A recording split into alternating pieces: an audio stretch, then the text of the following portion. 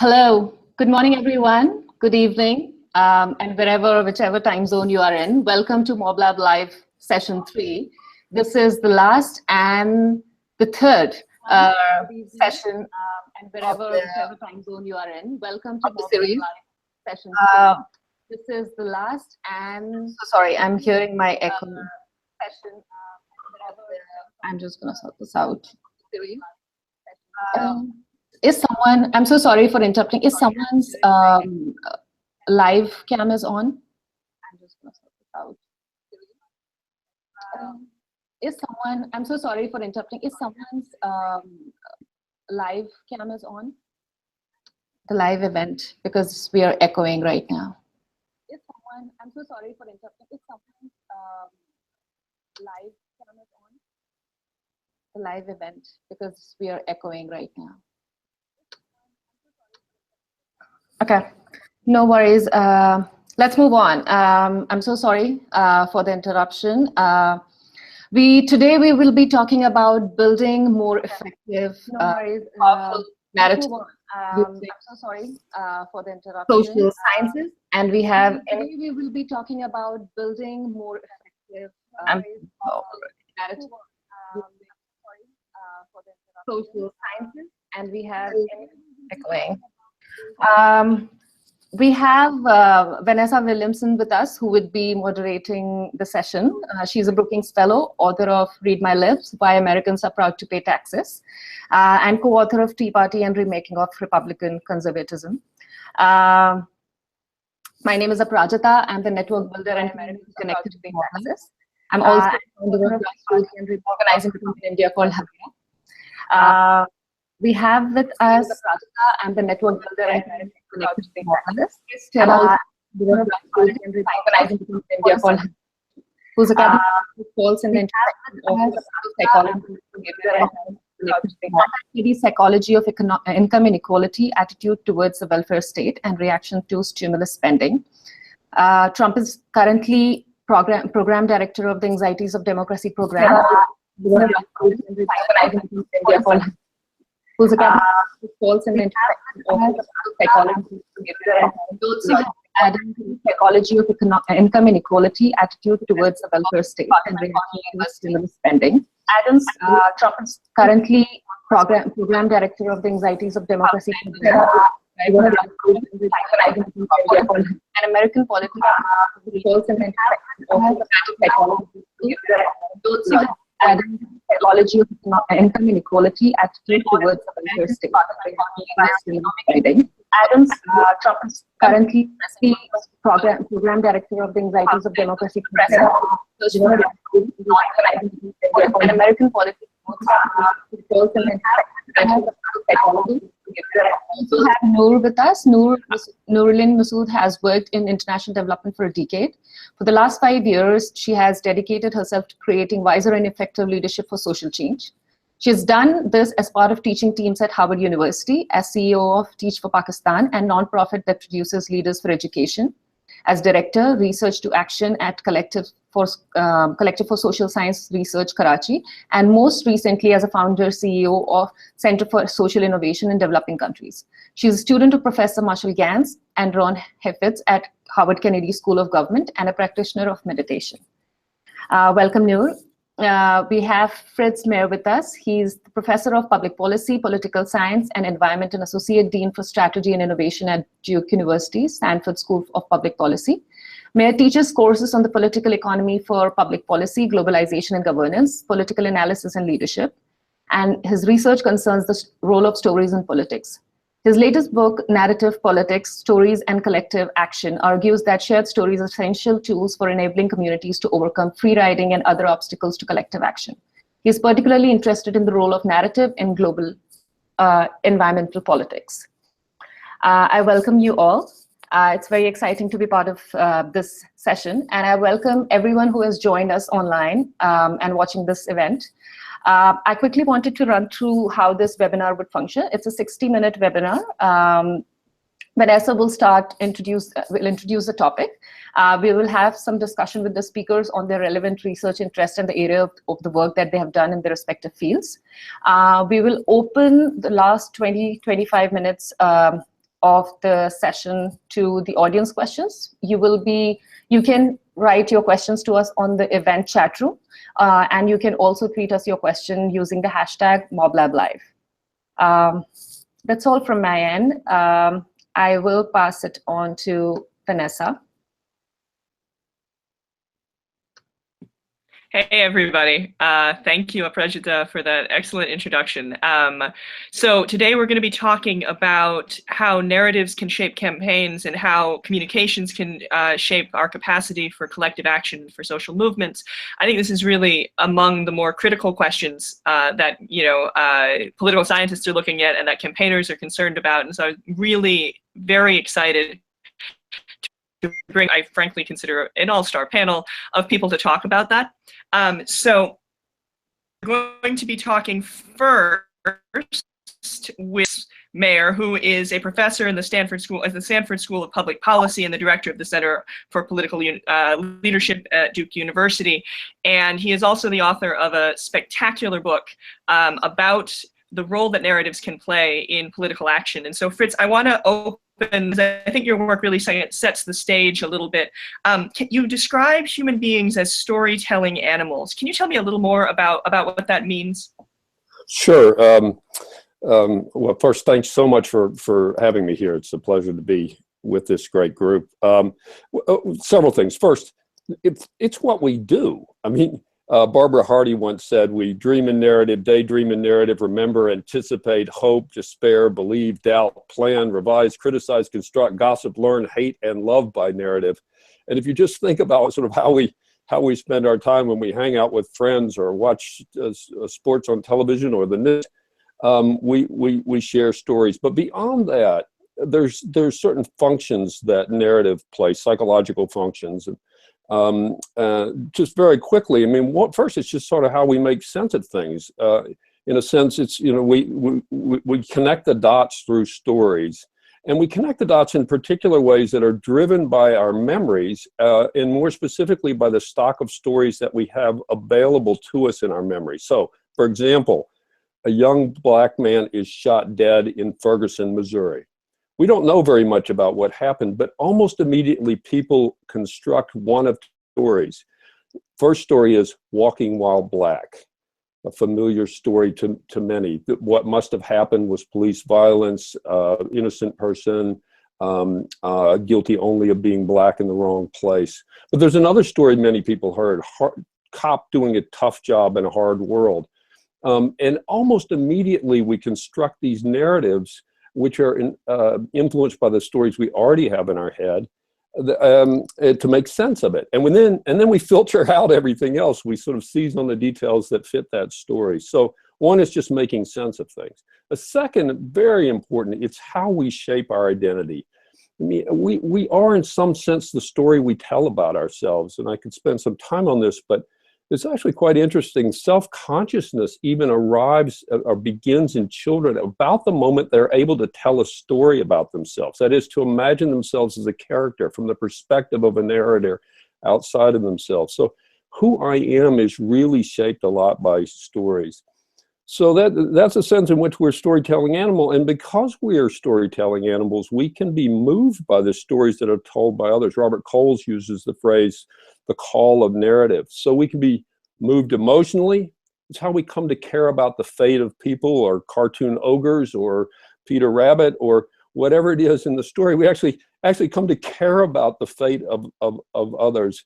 It's in some ways, and I could spend some time on this, actually how we form our interests in things we care about in the world. Like, for example, climate change. Why the heck do I care about climate change? Except by some sort of narrative in which it's tragic. There's a sort of unfolding tragedy. And lastly, I would say we are actors. That, I mean that literally in the sense of enactment, that we imagine ourselves, we imagine the story that will be told about us. I often ask my students, you ever done something because it'll make a good story later? And there's a brief pause and then they all sort of laugh, because of course we do that. And we also avoid acting in ways that we fear the story that would be told if we acted in that way. So for all of those reasons and more, I could go on. I mean, I really think we are first and foremost storytelling animals.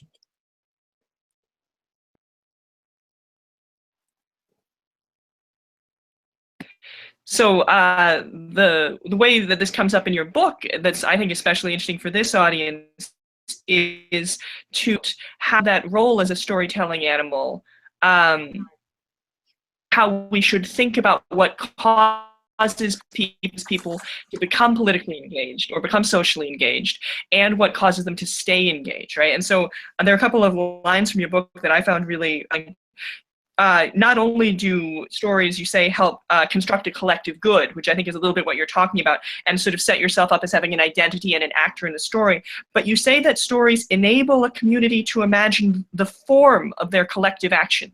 So not just the goal that they want, but how a little more about that. Yeah, so in political science, we say this is a coordination problem. Let's assume for the moment that we all want something to happen, but we have to coordinate our actions. And in some ways, we coordinate them with emails sent out, be it someplace at some time. But there's more to it than that. I mean, there's a reason why Americans march on Washington. The March on Washington, the mall it is a familiar form. We sort of know what that's supposed to look like, and more than that, people know how they're supposed to interpret it. And so it is a form, a sociological phenomenon that is shaped by the availability of remembered stories about other marches, or picketing, or sit-ins. And there are reasons why the French, barricade and the Americans march. Each culture has, in some sense, its own form of action. A march is fascinating because in some ways it is a reference to the military. It is an embodiment of power, and it has a narrative form. And it's the reason why the March in Selma, in the end, one of the many reasons why it's so compelling, because it has a beginning, middle, and end, or at least a potential end. It's interrupted initially by Bloody Sunday, but we have to come back and finish the story. So it's a form of action that has meaning for the participants, that helps to coordinate the behavior of people. So this, I think, is a really a fascinating way for practitioners to maybe think about their work, or sort of frame their work, right, in terms of how to create these things that are already locally salient, that are sort of locally resonant for communities. But suggested, right, this Washington is a story that's resonant in the American context, and barricading the streets it feels uncommon to us, right? So the stories have to work in their context. I think this gets to a question that I'm gonna bring in another one of our experts, Kris-Stella Trump, to talk about. She is a political scientist and the program director of the Anxieties of Democracy program at the Social Science Research Council. And so I think that's before us today, right, is given how important these stories are, as Fritz has told us. How do we get a story to work, right? And first, Miriam from Mongolia gets people to change their behaviors, right? It's obvious that not all stories are created equal. And so, Kris-Stella, I want you to talk a little bit first down a little bit of a depressing story, a little bit, the way that inequality can be self-perpetuating and this can actually be demobilizing. I want to throw it to you here to talk a little bit about your work on inequality. Yeah, sure. Thanks so much for including me, Vanessa. So, yeah, I think this is, in some sense, a more specific follow-on to exactly what Fritz was talking about, these powers of different narratives and competing narratives. So what I was interested in this research that you're alluding to was how people think about income inequality in particular. And how we interpret that. And I think especially now that inequality is so high, especially in the United States, income inequality is incredibly high, there is, I think especially for left-wing activists, it would be a tempting way to think about is what we need to do is inform people, right? We need to put the facts out there, and surely the facts are going to be, upsetting. They're going to motivate and anger people. And that's certainly one narrative, right? You look at these numbers of inequality and you think this is just unfair, it's too much, etc. But there's an alternative narrative that doesn't involve societal unfairness, where you can see these numbers of incredibly high top incomes. And another way to look at it is to say those people must be very talented and work hard, right? In general, you know, we might think that people who produce more value get paid more. And that's another narrative to put on those numbers. So basically what I did in this piece of research was I said, all right, I'm just going to give people these facts and see which narrative seems to win out. You know, to cut to the chase, basically I showed that people are quite prone to interpreting inequality as deserved. So I did a couple of things. One of these experiments was in a lab context where people played a game and the prizes were either equal or very unequal. And everything else was the same. They competed for these prizes, and then I asked them, so how would you set these prizes up? And I showed that people who had played an unequal game actually recommended more unequal prizes if they were going to set that same game up. And then I did it, you know, with a little bit more similarity to the way we might communicate to actual voters. I said, okay, here, come take this survey, and as part of the survey, I'm going to tell you how high top incomes are. And then I asked people a bunch of questions on how they reacted to that information. And again, I showed that, you know, if you just give these numbers, it's not necessarily angering and motivating. What you can end up doing is people will look at them and say, okay, actually, maybe I think the CEO should make a little bit more money, even more than I thought they did before. Yeah, so I think it fits really well with what Fritz was saying, that we have these different narratives, and it's not always clear which narrative is going to win out. Some of these narratives are just going to be more comfortable to believe. And in the case of inequality, I think we can't rely on just presenting facts and having a certain type of reaction to those facts. So this is such a critical question then, right? So if we can tell ourselves, actually, let me ask you, this question of economic inequality, does it apply to other kinds of inequality? Are there differences? Are there other kinds of inequalities that maybe people react differently to? Sure, I think there are. So, I mean, as I alluded to, this alternative interpretation of a deserved inequality it's pervasive when it comes to economic inequality, but it's in some ways unique. So we don't tend to think, for example, that more talented people deserve more political voice or several votes, or at least most of us don't think that, right? So I do think that there's also going to be a limit probably to how far this applies to economic inequality, but in some sense, we have these available narratives for economic differences that we don't have for political inequality. So I do think this is also based on, going all the way back to Jennifer Hochschild wrote a great book about different types of inequality. And she really emphasizes that we think about political and social inequality in quite different ways. And I think that might give you some better frames, or maybe possibly more, to use, I don't have a better word, upsetting frame or mobilizing frame. So that's some of Adam's work, and I want to pass it over to him now. Adam Levine is an associate professor in the Department of Government. We've done some very exciting experimental work on this and other questions. So we were talking about inequality and how people perceive inequality, how they can tell themselves stories that make that inequality feel okay, that can be sort of demobilizing. Only issue out there that can seem so big and overwhelming that it might leave you demobilized, right? So I've been watching questions come in, and the questions we were getting beforehand, we've gotten, I think, change. And so, you know, myself, I like living on Earth and having it be a nice temperature, and, you know, this feels like a catastrophe. This feels like a disaster. This feels terrifying to me, right? And so that's how I would want to talk about it. But maybe, judging from what Kris-Stella was saying, if we talk about the extent of problems, sometimes we can leave people feeling worse than they did before. So I want to, yeah, and so, you know, but you could imagine it going the other way, right? So Julie from Canada asks,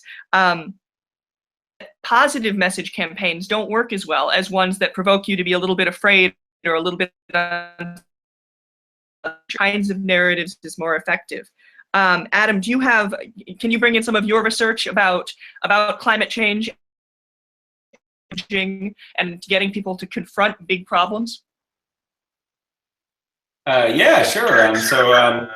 everybody.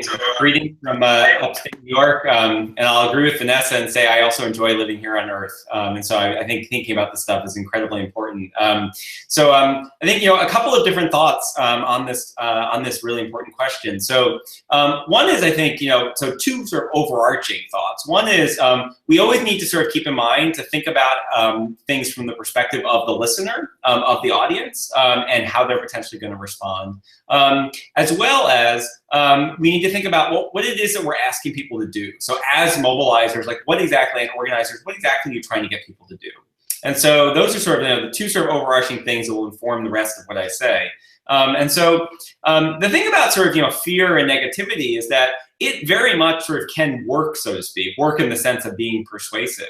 One of the sort of key potential sort of hang-ups occurs if there isn't also some sort of efficacy to go along with it.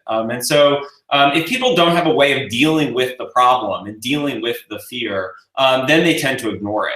And so in moments like that, when fear messages are not accompanied by an efficacy message, then there's both no persuasion in the sense of changing people's attitudes and concern about the issue, but also there's no sort of behavioral engagement as well. What I've also found, and so that's sort of a general point about sort of fear messages.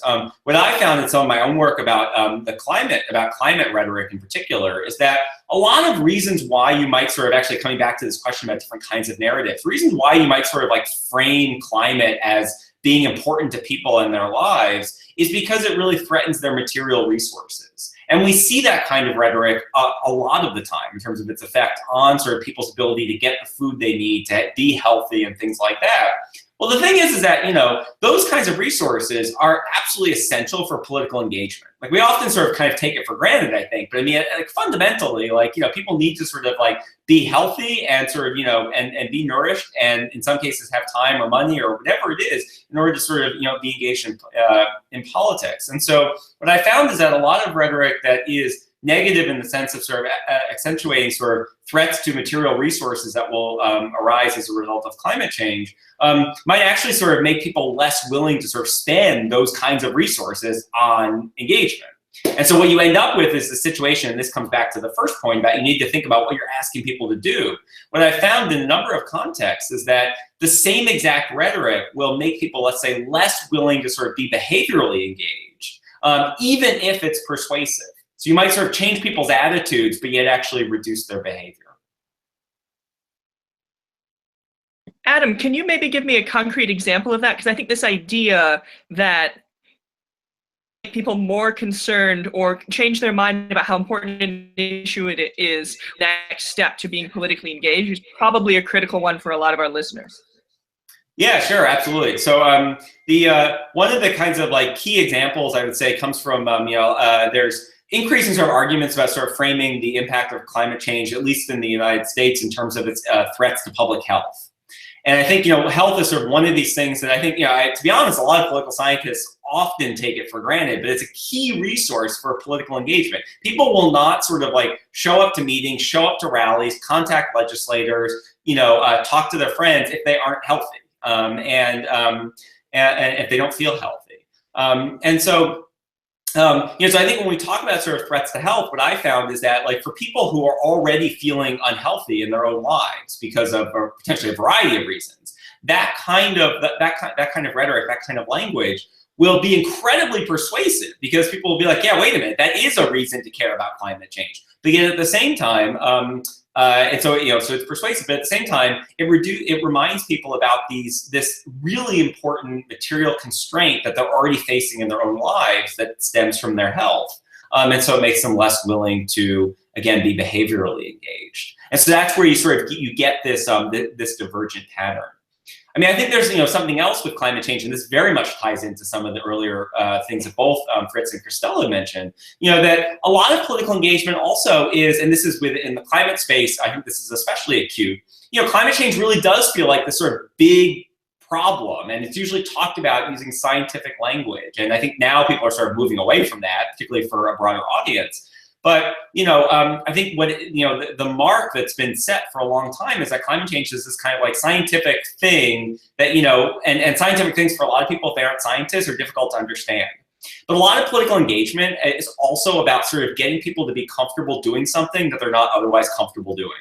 And talking about a political issue on which they may not feel like an expert, they may not feel like they know a lot. Like, one of the key strategic goals of organizations is to figure out ways of making people comfortable with taking action.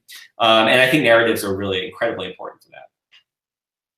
So this issue, I'm going to dwell on it for one more minute, and then I'm going to go over to Noor next in just a moment to talk about the practicalities of this. But this idea of what narratives give people a sense of efficacy seems so critical. I wanted to bring up one more piece of your work, Adam, that I thought was really interesting, right? So one thing, you have a piece of work that looks at how organizations should present themselves to potential activists, right? And how organizations can present themselves as either as efficacious. And frankly, I found your findings a bit surprising. So if I have this right, not about all their past successes. Yeah, so one of the things, this question about how, if you're an organization, you're trying to sort of reach out to a new constituency, but yet, people sort of, they don't know who you are. And, yeah, you might have sort of people vouch for you in a way, but like at some level, one of the situations that I think a lot of organizations find themselves in is, how do I sort of, say, look, I'm credible. I sort of, care about the things you care about, and I'm going to try to, in as an efficacious way as possible, try to sort of, act on them. And so, the question is, yeah, how do you do it? And so I think a natural thing that happens is that what organizations will fall back on, successes they've had in the past. And the thing that we found is that kind of rhetoric can again be very persuasive, in the sense that you can persuade people that like your organization is a good, effective, reasonable organization. But the problem is that you basically are going to people and say, look at all the ways in which we've been effective in the past. Then the response is like, all right, well, great, keep doing what you're doing. You don't need me as a new member. You don't need me. And so what we found is that rhetoric that was focused more on the future, in terms of like, here's what we plan to do, and here's why we need you to be part of that. It was that kind of rhetoric, that more prospective as opposed to retrospective kind of rhetoric, was much more both persuasive and mobilizing. And again, sort of, to kind of hit home on this point about, that's kind of, I think, what we're often going for, is where we want things that are not just changing people's attitudes, but also changing their behaviors, and those don't always go in the same direction. That is, I think, so fascinating and so important. So I love what I've been hearing about how the sort of role narrative plays in people's lives, and thinking about how narratives can give people a sense of empowerment, that they are the sort of actor in the story who will create change in the future, right? As opposed to just hearing about this great work that was done in the past, but actually feel like to their. I want to bring in Noor Masood, who is the founder of the Center for Social Innovation in Developing Countries and the former CEO of Teach for Pakistan. She has worked on international development for more than a decade, and has tremendous experience both in the field doing the work, and also studying what makes social leadership effective. So I want to start, Noor, just your own work. Yes, absolutely. So I think, let me tell you a little bit of a story of why I'm doing what I'm doing. I returned to Pakistan from the US. I used to work at the World Bank and at the UN after studying at the Harvard Kennedy School of Government. And I came back to Pakistan because I wanted to make it better. There were many, many issues here, terrorism, intolerance, etc., and I wanted to contribute. And when I moved back here, I started working. About after a year, I started leading an organization of 100 people called Teach for Pakistan. And it was a program that developed leaders for education in the country, which is education is a really neglected area that can actually have a huge impact on the future of the country. Anyway, so we started work on that, and it was, when I entered the organization, it was, I would receive a resignation a month. So it was in a pretty bad shape when I entered, and when I left, we were doing a really good job. Now, why I'm telling this is that the process of moving from a place of we are failing to a place that we have made it, or we are really successful, required a lot of efforts from a lot of us. And as the CEO of the organization, it pretty much consumed my life. So I didn't, I'd be up from 7 in the morning till 3 a.m. at night, didn't have much time for my family, etc. And I realized that even after this, even in the moments when I experienced success, or we experienced success as a group, there wasn't much happiness, or that over a period of time, the creativity of the team was often challenged. And so CSIDC is really a product of what I've been seeing over the years, that for us to create change, and these problems are not getting solved anytime soon, right? Like we were talking about climate change, but that's an issue that isn't getting solved anytime soon. Issues like this and continuing to engage in issues like this require us, those of us at the front lines of social change, to focus on our well-being and focus on our leadership and capacity development. So that's the set of services that CSIDC provides. If I look at the work of CSIDC from an entirely different lens, so I told the story of a leader going through and trying to make a difference and the pressures that someone's under there. If I look at it from an entirely different lens, to actually solve global issues like climate change require us to talk to the other, right? So like to actually be able to engage meaningfully with the head, with the heart, with the soul, with the reality of someone who is our exact opposite. And I see that most of the people here on the panel, except for Aprajita and myself, live in the US. And so this is something that you are dealing with. I mean, you're all dealing with this, but that's, I guess there's a lot of focus on that globally around that at the moment. And so it's like, how do you really speak to somebody? How do you empathetically listen to someone who has a completely different set of values? And to have that kind of expansive nature where you can listen to someone with empathy, again, require you to focus on your health, on your well-being. To refer to some of what Adam was saying, our perceived well-being, perceived health as well. So to focus on all of that will then have an implication on the way that we address these issues. So I think this is such a helpful way of thinking about things. I wonder if we might take some questions from the audience, just following up on that point you made about how to reach people who are other than you. So several people have asked sort of variations on that question about how to speak to a diverse audience on the one hand. Laura in the UK asks, we have a number of different audiences who may need different narratives. How do we balance those needs and avoid contradictory messages? And I think some questions coming, let's see, I think from both Indonesia, Germany, from the UK, we've got a whole series of questions coming in about how to create empathy for marginalized groups that you are not a part of, right? So I think that these are sort of related questions, right? How do we think about talking to others, and how do we think about talking about others who are perceived in sort of marginalized ways? I'm going to throw that open to the group because I think you all have important things to say about it. So if someone wants to start, please just jump in, or I can call on people.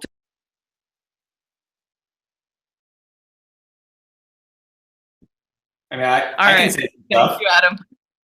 Yeah. So when I think about, there's a lot to unpack here, and so when I think about it, I first sort of think about when you want to create empathy for marginalized groups, how are you thinking about doing it? And so I think about like two ways in which I've investigated in my own work. One is using kind of impersonal communication, and what I mean by impersonal is just in the sense of just mass communication.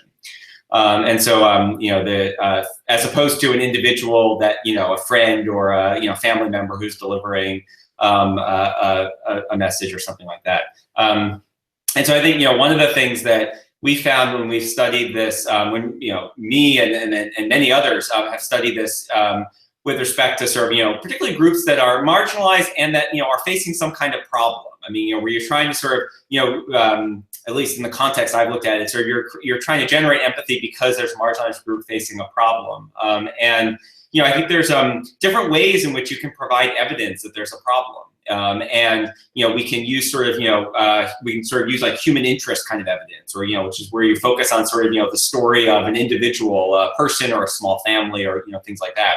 You can also use statistical evidence, and there's different like forms that can be both persuasive and engaging in different contexts. Human interest, telling stories of individuals, I think can be great. The potential problem is you have to make sure that it's a sympathetic person, somebody who's viewed, so for your audience views that person or that family as sort of sympathetic. And, as opposed to blaming the victim or things like that. And, there's, times when I think victims are blamed that I think might sort of shock outside observers, but it happens. And I think, sort of something to watch out for. Statistical evidence, actually, there are different ways of presenting statistics that can be just as engaging. Talking about the large number of people who are facing a problem, that usually is not super engaging. But yet talking about the percentage of a group that is facing a problem actually can be really engaging for kind of interesting psychological reasons. I don't want to sort of talk for too long. I can also talk, the other thing, if you're not talking about impersonal communication, the other thing that I've done, I'm doing experiments on right now, and I've done some work on, is deep canvassing, and which is very much directly sort of reaching out and sort of talking about marginalized groups and having conversations. I'm happy to talk about that, but let me just stop for now in case somebody wants to jump in. Yeah, I'm gonna pass it over to Kris-Stella to talk for a few minutes, but I'm gonna come back and you're gonna tell us about deep canvassing, because I think that's a critical thing that's been really exciting, innovative stuff in our field. So. Thanks, Vanessa. So, as I was listening, this reminded me of one of the best suggestions for teaching that I ever received, where someone pointed out that if you want to teach people something, the best way to do it is to link it to something that they already know. That's how we learn things, right? We attach it to something that already exists, and we build on that, and we build on that, etc. And this question of how do you create these persuasive messages and how you reach different audiences, to me, is very, very closely linked to that. So if I was thinking about different audiences, I would really focus on what do they already believe and what do they already know, and what is their already existing identity, right? Because our identity will be so closely linked to things we believe, things that we are open to, and then to engage meaningfully with those identities. The easiest way to get someone to just Teflon pan reflect your message off of you is to appear challenging to some core aspect of their identity. So I think there was one of the questions that we saw beforehand that was about, and I know I'm veering a little bit into another question here, that was about whether we want to use emotion or facts. And I would actually kind of step away from that dichotomy, and instead I would focus on, what is it that I can connect to in this person's experience? And I think in a roundabout way, what I'm also trying to answer this question about diverse audiences, right? Where hopefully the thing you're promoting, whatever it is, the policy, it might be applicable to different people for different reasons, and you could therefore connect to these different people in different ways without becoming self-contradictory, as long as you're honest about, yes, I think this policy will work for person A for these different reasons, that it will be good for person B. And what I'm doing is I'm pointing out that people like you would reasonably believe A and would reasonably act on A. And that's kind of the frame I would approach these questions in. Noor, I want to pass it over to you. I can see you nodding really actively, and I wanted to, if you have, particularly if you have experience with sort of how storytelling works in the real world in this, I'd love to hear your thoughts. Absolutely. So I think that I would sort of build on the point that Kris-Stella just talked about experience, right? Like leveraging other people's experience. And my work with Marshall Gans, and then Marshall Gans, who teaches this work at the Kennedy School of Government, his focus very much is, it's a huge framework, but one thing which is coming up right now is how narrative can actually connect the head, the heart, and the hands together. And so I think that really engaging people's hearts, right? And so how do you really engage someone's heart? And so what I found really effective is going to the experience of the shared humanity. So, the most kind of basic experiences of hunger, for example, that's something that I'm working on right now. How do you really evoke the narrative of hunger instead of the narrative of nutrition? So one of the projects that we're doing right now at the Collective for Social Science Research is about the agricultural workers in the province of Sindh who live in the rural areas. Their children are particularly stunted and wasted, which is very removed from the urban, the urban reality. So how do you actually, the policymakers come from urban centers, and how do they really care about what's happening to the rural woman and her child, right? And so how you do that is you really talk about what it feels to be hungry, and how children of any kind do not deserve to be, evoking the rights-based approach.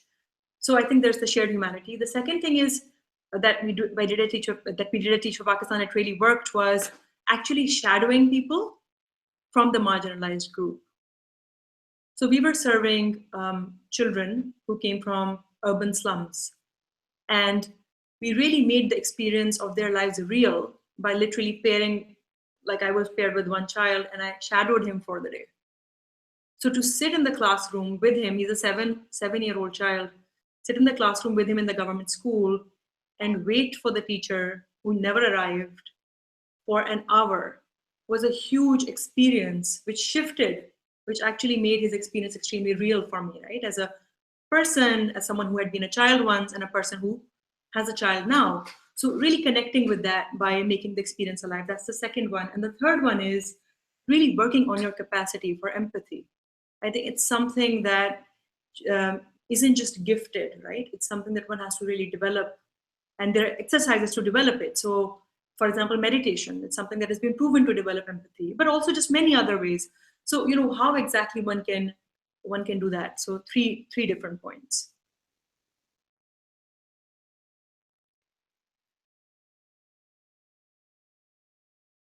I want to dwell on this point about shared humanity, because I think you were kind of answering a question I could see come up, even though I know you couldn't see it.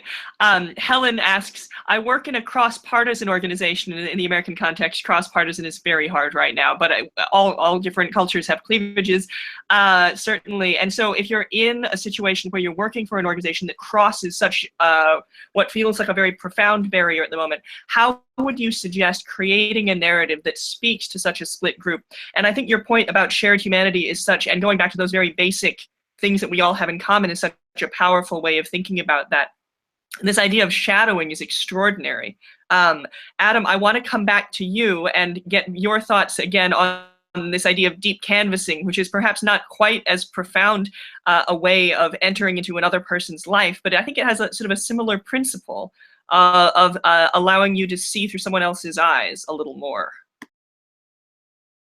Yeah, so I think, I think again it's sort of worth underscoring how I think a lot of what we're often sort of trying to do when we are talking about sort of really difficult issues is just trying to sort of make people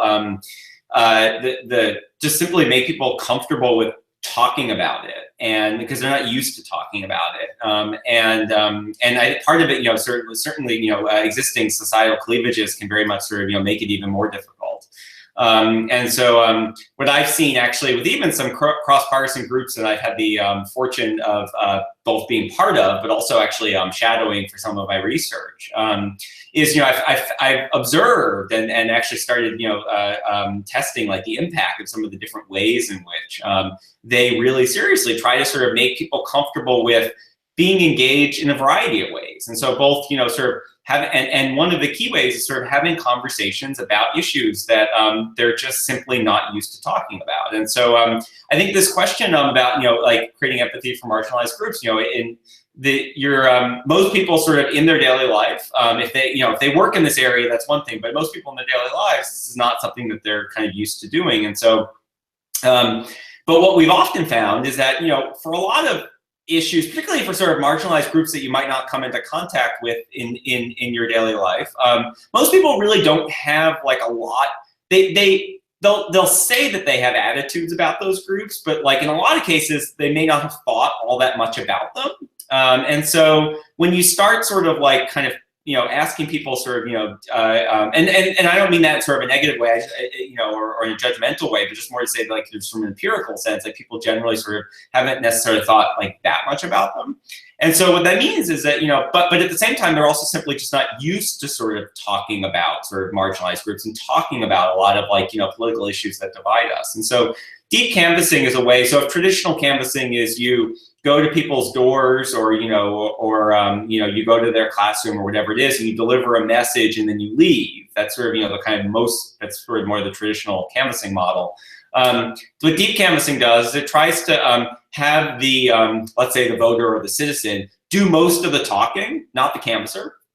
And you're basically just asking people lots of questions. You're asking people to sort of reflect upon their own experiences that might hopefully sort of tie into some experience that the marginalized group is facing, and sort of to be a little bit more concrete about that.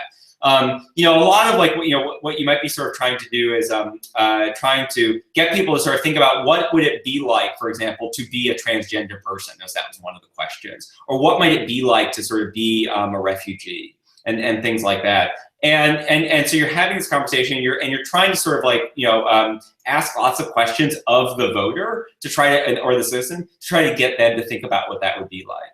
And I will say that like deep canvassing, in the U.S. context, it sort of came out kind of with a bang in a way. And then in terms of its success in certain contexts, there's been a lot of contexts in which it has not been successful. Those contexts don't get quite as much attention, and I think a lot of organizing circles. There's a little bit of a selection effect there.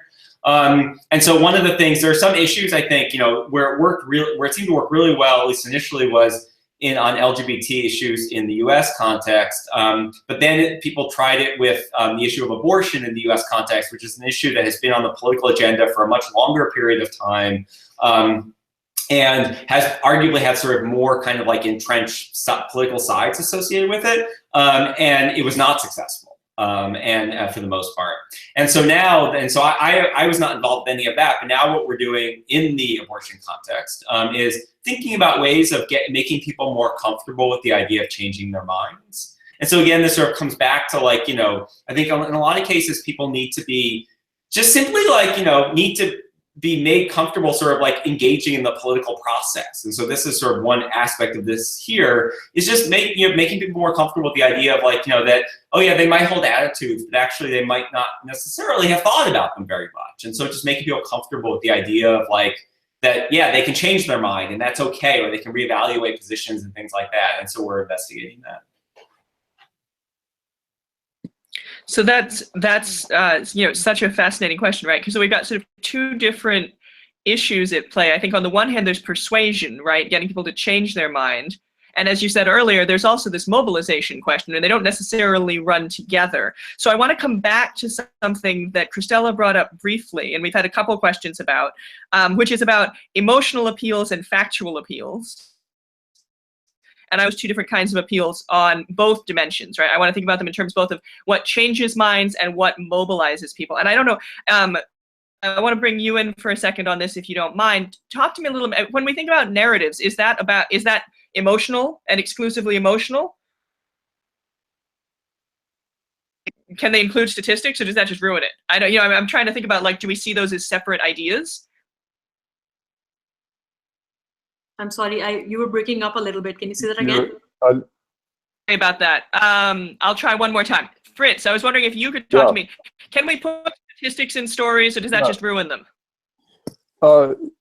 Sure, statistics can tell a story too, although statistics on their own, they have to be put in the context of a story. So you can make a tragic narrative out of unemployment rate, if you like. I do think, though, that they tend not to be as powerful, and this comes back to the conversation we've just been having. If you're thinking about how you engage with somebody else who thinks differently than you, I think a starting place, and this is closely related to the deep canvassing idea, is asking people to tell their story. I mean, people want to tell their story, and when they do that, and when you allow them to do that, then they become much more open to the stories that you tell them.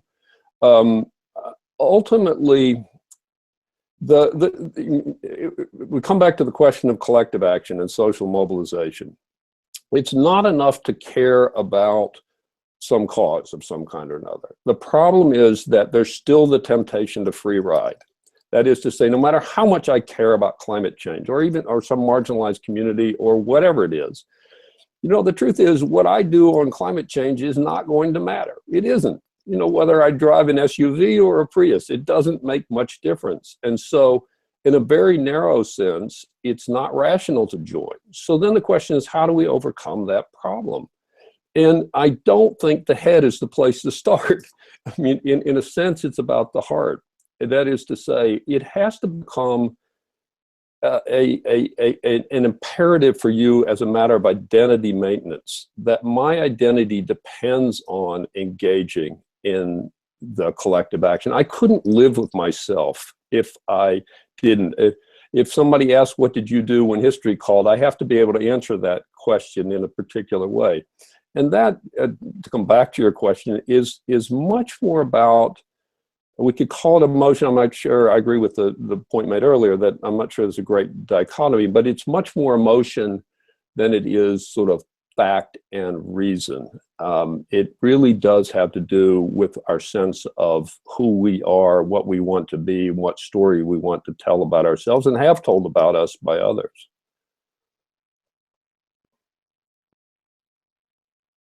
So this is great. I think that we're running towards the end of our time. I want to ask.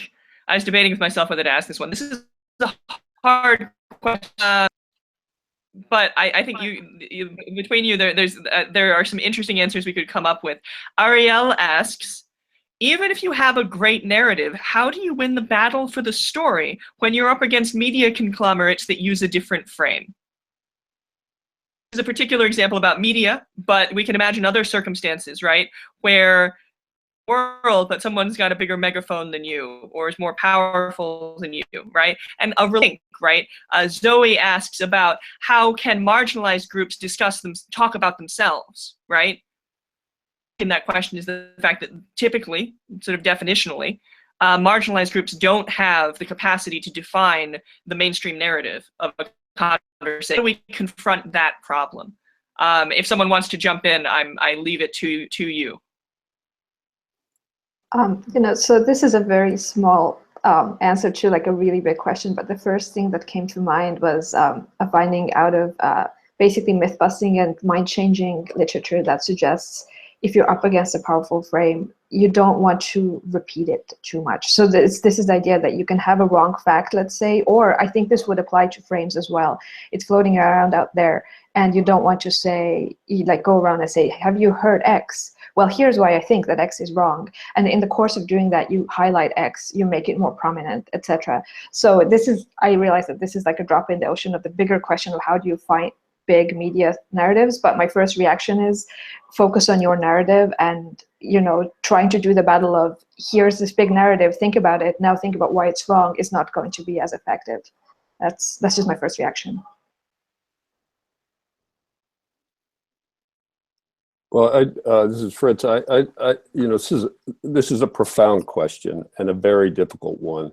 And so all of us who work in narrative can cite lots of examples where narrative works. But of course, the world of often the experiments we run are about a single narrative at a single moment of time. The question is what resonates, what is robust in a world where they're competing narratives. And obviously, who has the megaphone matters a lot. What stories are already held in the community matters a lot. And so existing structures of power, existing stereotypes, prejudice, mythologies are very, very powerful. If they weren't, it wouldn't be such a hard problem. There's not a magic bullet here. I think what you see in the successful social movements is very, very skillful use of narrative techniques that draw on existing tropes or existing narratives in the culture and find ways to frame the particular issue at hand that resonate with those existing languages. And the classic in American culture is really the civil rights movement and King and others' use of American mythology and biblical mythology as they sought to create an interest in the country in civil rights and social justice and voting rights and the like, which there was no particular reason for Northern whites to care about what happened to voters in Alabama, and yet they found a way to dramatize the issue in such a way that it resonated with the American deep desire to imagine ourselves in a particular way that seemed to make this part of a kind of biblical Exodus story. But it's hard. And for every success of that kind, there are many, many failures. The jury's out on climate change. This is maybe the most complex collective action problem we've ever faced. But if we are going to solve it, I think narrative's got a big role to play.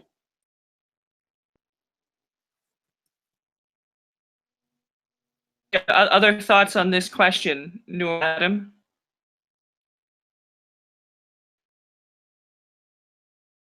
So I'm not sure if this is the smartest idea, but the only thing which sort of keeps me going, right, working and engaged in a society where there are a lot of disparities and power is held by a small group of people and they hold it quite tightly and violently.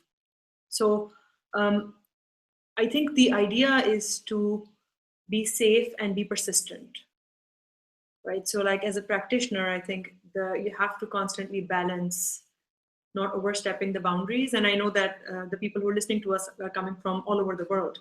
So I'm sure that there are many others who are facing similar circumstances as myself. And so the first one that you always know when you're working in a society like this is stay safe, be smart.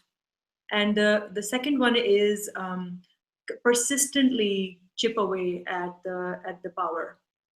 And rather than, in my opinion, rather than focusing on the big change, like we're just going to radically change something, I think it's probably better to just slowly chip away at the narrative or slowly chip away at the power. And I think the second thing is that that narratives may be cyclical in nature. So if something is not true, it's going to eventually fall apart. Like if something isn't really based on facts or rights, it will eventually fall apart. And so to always remember that this is actually not true, and then working towards that is helpful. I'm not sure this is helpful to the questioner, but these are helpful things for me. Yeah, I guess. Very helpful. Oh, go ahead, Adam.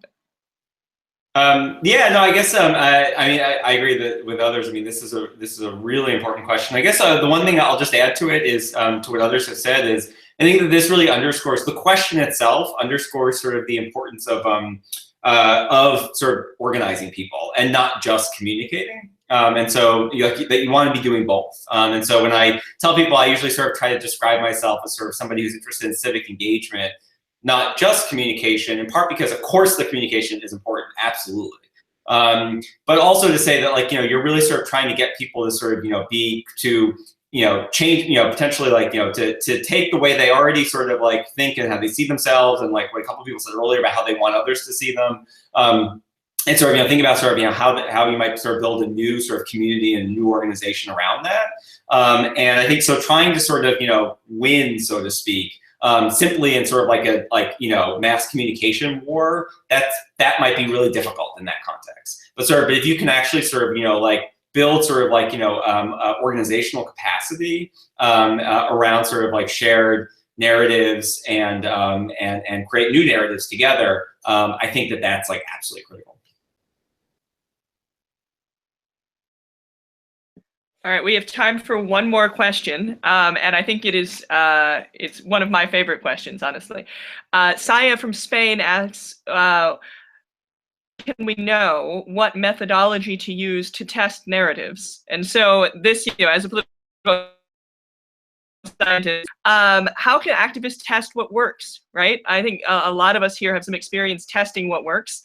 And so are there opportunities to work with folks like you guys to actually do this kind of work better, right? There are a lot of questions we don't know the answer to. So how can we help find those answers together?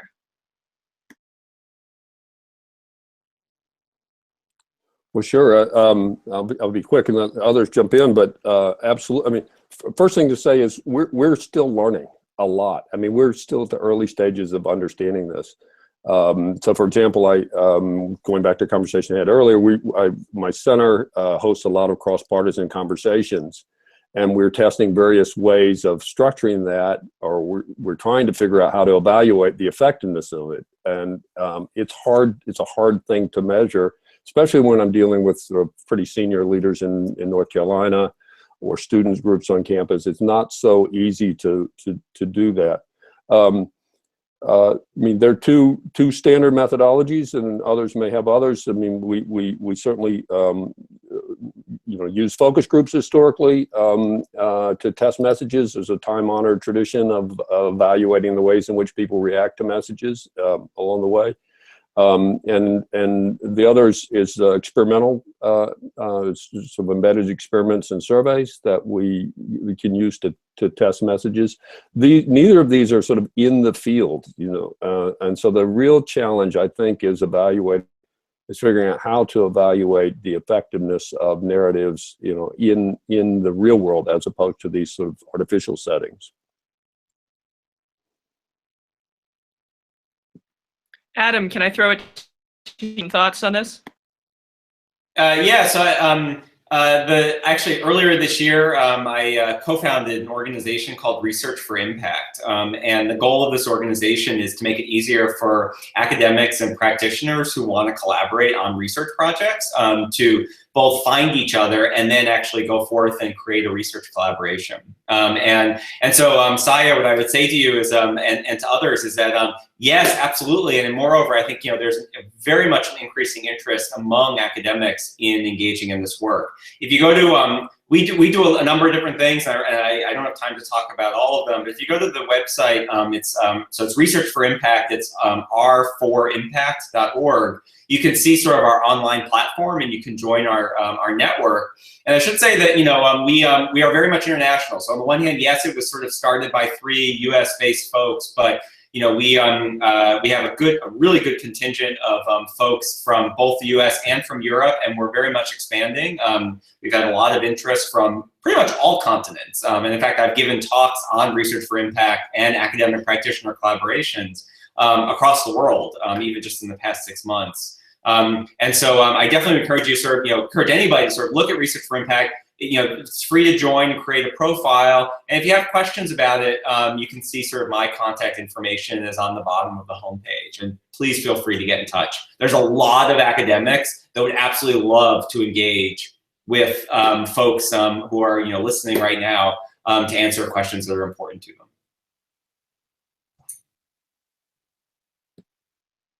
A point that I keep trying to make, and sometimes people won't believe it, but one of the real treasures of being able to do academic work is that you're allowed to answer any question you want.